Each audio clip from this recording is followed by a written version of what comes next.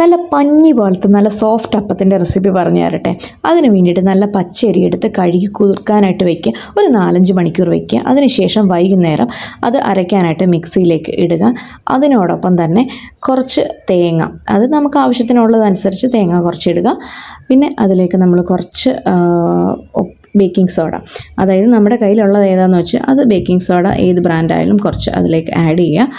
പിന്നീട് അതിലേക്ക് കുറച്ച് പഞ്ചസാര, അത് നിങ്ങളുടെ മധുരത്തിനനുസരിച്ച് ആഡ് ചെയ്താൽ മതി. കുറച്ച് ചോറ്, വേവിച്ച കുറച്ച് ചോറ് 1 സ്പൂൺ എന്ന കണക്കിൽ ഇട്ട് കൊടുക്കുക. പിന്നെ ഏതെങ്കിലും ഒരു ബ്രാൻഡിൻ്റെ ഒരു അപ്പത്തിൻ്റെ പൊടി, അത് നമ്മുടെ ആവശ്യത്തിന് 1 സ്പൂണോ അല്ലെങ്കിൽ 1.5 സ്പൂണോ നമുക്ക് ആഡ് ചെയ്യാൻ പറ്റും. കുറച്ച് വെള്ളം കൂടെ ചേർത്ത് അത് നന്നായിട്ടൊന്ന് മിക്സിയിൽ അരച്ചെടുക്കുക. അതിനുശേഷം അത് ഒരു പാത്രത്തിലേക്ക് ഒഴിച്ച് അടച്ചു വയ്ക്കുക.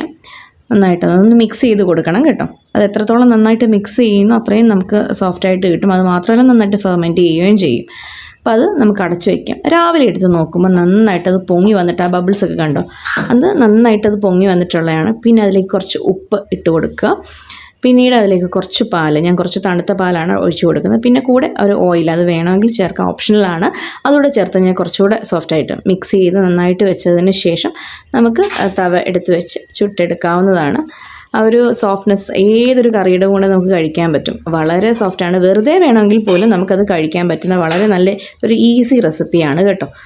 അപ്പോൾ കല്ലിലൊക്കെ ഒഴിച്ച് നന്നായിട്ട് അതൊന്ന് കറക്കിയെടുത്തിട്ട് ചുട്ടെടുക്കാം.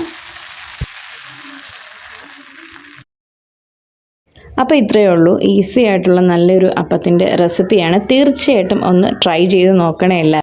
നല്ല സോഫ്റ്റ് ആൻഡ് ടേസ്റ്റി ആയിട്ടുള്ള അപ്പം ഇവിടെ റെഡിയായി. ഏത് കറിയുടെയും കൂടെ കഴിക്കാം, അത്രയ്ക്ക് സോഫ്റ്റാണ്. അപ്പോൾ ലൈക്ക് ചെയ്യാനും ഷെയർ ചെയ്യാനും കമൻറ്റ് ചെയ്യാനും മറക്കല്ലേ. കൂടെ നമ്മുടെ ചാനലും കൂടെ ഒന്ന് സബ്സ്ക്രൈബ് ചെയ്യണേ. അതിനൊപ്പം ബെല്ലൈക്കണും കൂടെ ഒന്ന് എനേബിൾ ചെയ്തിട്ടേക്കണേ.